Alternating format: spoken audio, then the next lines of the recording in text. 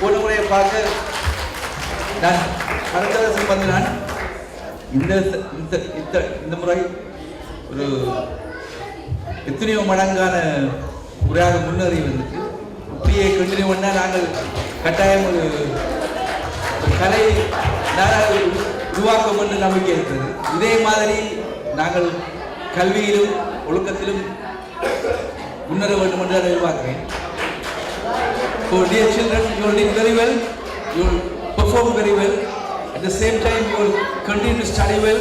At the same time, look after your parents and obey your parents. And I wish you all very good Christmas and Happy New Year.